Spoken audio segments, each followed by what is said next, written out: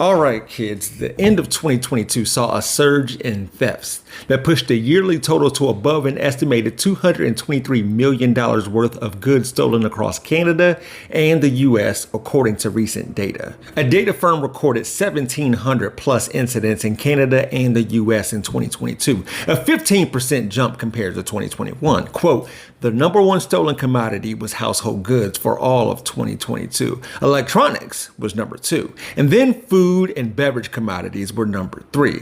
California led the way with 417 reported thefts in 2022, a 41% year-over-year increase, followed by Texas with 223 and Florida with 153. Usually perpetrated by an organized crime group 9 out of 10 times when a cargo theft incident occurs. It's cargo theft hotspots are typically areas around major ports. Wait a minute. Did me from the past read up on cargo theft and leave out certain details while writing this script, then plan for me from the future to use clips of people stealing without context when editing this video in order to make a point about how the media uses a scary term like smash and grab in its news coverage made to keep its audience afraid, and that creates a stigma against a race of people? Me from the present feels left out. The FBI defines cargo as any commercial shipment moving via trucks, planes, rail cars, ships, the list goes on, from point of origin to final destination. If merchandise is stolen at any point in between, highway, truck stop, storage facility, warehouse terminal, wharf, etc., then it's considered cargo theft. While the Bureau collects cargo theft data by state, property stolen and recovered, location, victim type, and offense, it does not do so for skin color of the perpetrator. Not that it's necessary, but that plus the fact that we don't see surveillance footage of what's stolen and who's taking it from intermodal facilities, distribution centers, and truck stops, for example, as often on CNN and Fox, may make people think it doesn't happen. It does. Maybe a $15 to $35 billion industry. However, cargo theft isn't associated with a race of people, like retail theft is. So today, let's talk about theft and thieves. There's no honor among them. And by them, I mean Wal Greens, Wal Mart, and McDonald's. They'll be today's focus, but as you'll see, this should include CEOs, officers, and senators. Let's start with Wal Greens, who made national headlines not too long ago when it announced that they were planning to close 5 stores in San Francisco, allegedly due to a surge in organized retail theft. And even as this article from the San Francisco Examiner points out, without a doubt, crime can make life harder for businesses in San Francisco, let alone anywhere else. But Wal Greens had been less than transparent about the data it claimed was driving its decision to close stores. See, the company's claims about a major increase in theft at its stores did not match publicly available information. Quote, data released by the San Francisco Police Department does not support the explanation announced by Wal Greens that it was going to close 5 stores because of organized, rampant retail theft. One of the notable stores set to close had only 7 reported shoplifting incidents at that time and a total of 23 since 2018, the data showed. While not all shoplifting incidents are reported to police, the 5 stores that were preparing to close had fewer than 2 recorded shoplifting incidents a month on average since 2018. You should know that before all of this, Wal Greens stated that it planned to close approximately 200 US stores following a review of the real estate footprint in the United States. So, was Wal Greens closing stores because of theft or because of a pre-existing business plan? Another problem, CVS was outselling Wal Greens in the prescription game. Plus, Wal Greens had 53 stores in San Francisco compared to only 22 for CVS, according to an analysis by the Chronicle. So, now we know who won this fight. Cross the street right now, what's up? Cross the street. Man, let's go then. Cross the street then, quit playing. Hey, Lee, come out here. All right, bro. They're calling this. Hey, Ben, come out here, bro. These bum ass niggas, bro. Bum ass niggas. If we bum, come over here. This great value ass niggas, That's great value ass niggas. Pull up. What's up? Cross the street then. Cross the street then, bitch ass niggas. What's up? What's up? Cross the street. Oh, they scared. They scared. They scared.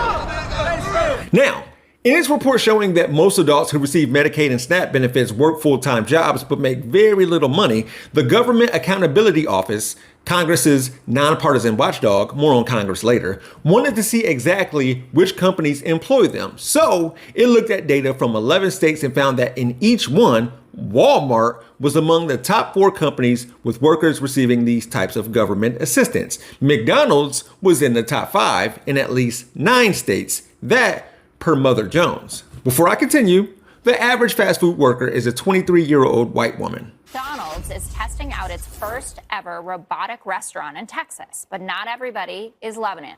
The place is fully automated and requires no human contact to order and pick up your Happy Meal. The conveyor belt pushes orders to customers at the drive-thru and kiosks inside. I do think this is going to catch on, I think, for the obvious reason, which is the push for a higher minimum wage. To the point of the minimum wage issue, Right. Wages keep going up, but also this machine doesn't call in sick. It's not going to sue you. And I think it's not just going to be at McDonald's. You're going to see this across industry. If they can go automated and not have employees, they're going to do it because there's so many problems with labor right now. And frankly, I think it's sad. I mean, you want people to get jobs and learn how to work and show up on time.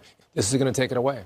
So these jobs were often, they used to be starter jobs. Yeah. With these higher wages, obviously, that's not as easy to pay a 17-year-old $25 an hour or whatever it is. Anyways, after the pandemic started, Walmart CEO Doug McMillon said, theft is an issue. It's higher than what it has historically been. And this article states that Walmart wasn't the only big box retailer dealing with an uptick in theft. Target Chief Financial Officer Michael Fidelki said shoplifting has jumped about 50% year over year, leading to more than $400 million in losses in that fiscal year alone. And Target is on that list I mentioned earlier. Weird. But see, Walmart threatened to close stores due to theft. But how much had that impacted their bottom line? Like, what's their net? Because I'm going to need to see more numbers. This is pretty entertaining because Walmart is not the moral authority on theft. Since 2000, they've paid almost $1.5 billion in wage theft violation. In addition to that, they're not hurting by any means. In a report by Walmart that is on their website, their profit is up 0.5% for 2022. They've actually made $152 billion in profit in 2022 alone, at a time where people are faced with inflation, are faced with homelessness, are faced with lack of wages. So, sorry, Walmart, I have no tears for you. Defenders and deniers come in. Oh, well, if Walmart closes stores, again, they don't have to, not because of theft, at least. Wouldn't that be bad for communities? Neighborhoods and towns wouldn't have grocery stores, they whisper scream. They don't remember the local grocery stores and mom and pop shops that Walmart closed down. Dollar store chains like Dollar Tree are a mini version of that too, by the way. I've talked about them before. They're also on that employees who need Medicaid and SNAP benefits list from earlier. Ugh. But they also forget about, and I can't stress this enough, wage theft. Everything that you know about crime in this country is a lie. This is a chart of all the stuff that people in America steal. It's stuff like robbery, carjacking, and every woman under 30 stealing from Sephora. And this is somehow what we think about when we talk about crime in America. Now this is the full chart, which shows that wage theft, which is corporations stealing from their employees, accounts for a little under $40 billion, almost 3 times as much as all other types of theft combined. And it's worth mentioning that victims of corporate theft are often low income and are disproportionately black and brown. Weird coincidence that tough on crime conservatives never want to talk about any of like 70% of theft in the United States. The whisper screamers, who are keenly aware of violence and crime and theft, will ask, how can wages be stolen when a worker agrees to compensation or a contract? And I don't know, when someone is held up at gunpoint, they sure do agree to terms and conditions, or else. Not having a full-time job and the healthcare that comes with it can be a matter of life or death for some. It's hard enough trying to afford a 1-bedroom apartment when your hourly rate is at the federal minimum wage. And just because there's no video evidence of this being shown on cable news, just because a window wasn't broken by a CEO before they took someone's wages, doesn't mean it's not theft. It's definitely organized crime. Walmart and McDonald's and Dollar Tree are smashing and grabbing. I don't even need to talk about how much their CEOs are making. I don't really have solutions or fixes for this. What do? Call the police? Don't think so. They can seize your car, house, money, crutches, sunglasses, anything due to civil asset forfeiture. The Heritage Foundation, a conservative think tank or something, defines civil asset forfeiture as a legal tool that allows law enforcement officials to seize property that they assert has been involved in certain criminal activity. In fact, the owner of the property doesn't even need to be guilty of a crime. Civil asset forfeiture proceedings charge the property itself with the involvement of a crime. This Forbes article describes how because Philadelphia police stole from so many over time, more than 30,000 people were eligible for compensation. This made it possible for the Institute for Justice to survey victims and release this report. Frustrating, corrupt, unfair. Civil forfeiture in the words of its victims in 2021. This study finds that, of course, civil asset forfeiture disproportionately targets disadvantaged communities in and around predominantly minority and low-income areas.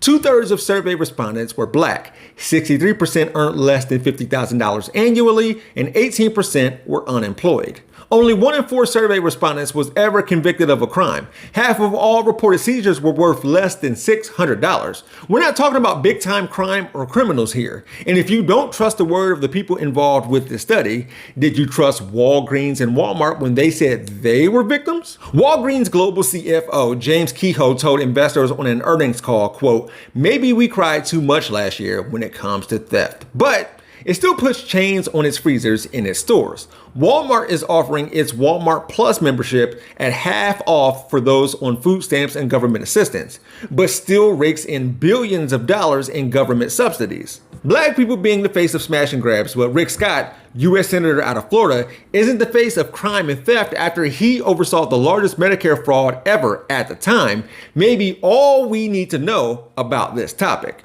Once upon a time, someone DM'd me after I made a similar video and they said, you should tell people not to steal. And I agree. But which people was he referring to?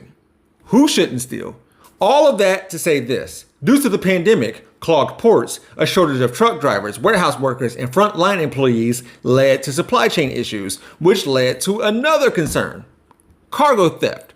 More merchandise disappears from trucks by way of pilferage, when thieves steal only part of a supply load from parked vehicles, whether it be a few pallets or a part of a pallet, as truckers stop on their way to a distribution center or warehouse. And let me tell you, most of this ain't black people, so we're gonna be all right.